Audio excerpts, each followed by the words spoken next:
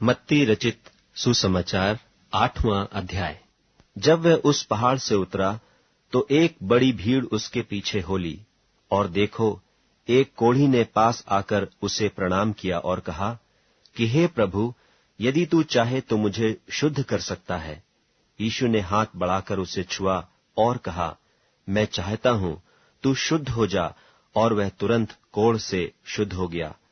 यीशु ने उससे कहा, देख, किसी से न कहना, परंतु जाकर अपने आप को याजक को दिखला, और जो चढ़ावा मूसा ने ठहराया है उसे चढ़ा, ताकि उनके लिए गवाही हो।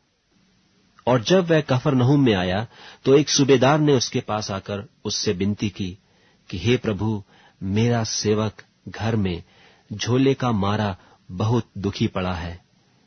उसने उससे कहा, मैं आकर उसे चंगा करूंगा। सूबेदार ने उत्तर दिया कि हे प्रभु, मैं इस योग्य नहीं कि तू मेरी छत के तले आए, पर केवल मुख से कह दे तो मेरा सेवक चंगा हो जाएगा, क्योंकि मैं भी पराधीन मनुष्य हूं और सिपाही मेरे हाथ में है। और जब एक से कहता हूं जा तो वह जाता है, और दूसरे को कि आ तो वह आता है, और अपने दास से कहता हूं कि यह कर तो वह करता है। यह सुनकर यीशु ने अचंभा किया, और जो उसके पीछे आ रहे थे उनसे कहा, मैं तुमसे सच कहता हूं कि मैंने इस्राएल में भी ऐसा विश्वास नहीं पाया। और मैं तुमसे कहता हूं कि बहुतेरे पूर्व और पश्चिम से आकर इब्राहिम और इसहाक और याकूब के साथ स्वर्ग के राज्य में बैठेंगे, परंतु राज्य के संतान बाहर अंधियारे में डाल दिए जाएंगे, वहां रोना और दांतों को पीसना होगा। और यीशु ने सूबेदार से कहा, जा, जैसा तेरा विश्वास है वैसा ही तेरे लिए हो। और उसका सेवक उसी घड़ी चंगा हो गया। और यीशु ने पतरस के घर में आकर उसकी सास को ज्वर में पड़ी देखा।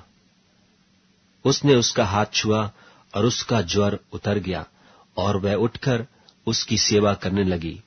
जब संध्या हुई तब वे उसके पास बहुत से लोगों को लाए जिनमें दुष्ट आत्माएं थीं, और उसने उन आत्माओं को अपने वचन से निकाल दिया और सब बीमारों को चंगा किया, ताकि जो वचन यशायाह भविष्यद्वक्ता के द्वारा कहा गया था वह पूरा हो कि उसने आप हमारी दुर्बलताओं को ले लिया और हमारी बीमारियों को उठा लिया। यीशु ने अपनी चारों ओर एक बड़ी भीड़ देखकर उस पार जाने की आज्ञा दी।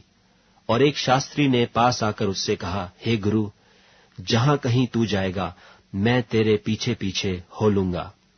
यीशु ने उससे कहा, लोमड़ियों के भट्ट और आकाश के पक्षियों के बसेरे होते हैं, परंतु मनुष्य के पुत्र के लिए सिर धरने की भी जगह नहीं है। एक और चेले ने उससे कहा, हे प्रभु, मुझे पहले जाने दे कि अपने पिता को गाड़ दूं। यीशु ने उससे कहा, तू मेरे पीछे हो ले और मुर्दों को अपने मुर्दे गाड़ने दे।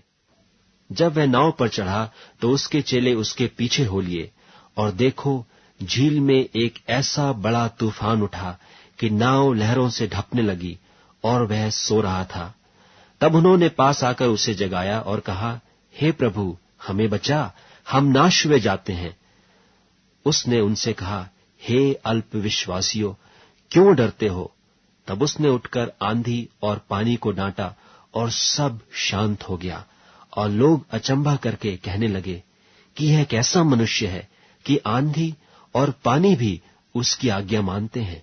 जब वह उस पार गदरेनियों के देश में पहुंचा तो दो मनुष्य जिनमें दुष्टात्माएं थीं कब्रों से निकलते हुए उसे मिले, जो इतने प्रचंड थे कि कोई उस मार्ग से जा नहीं सकता था।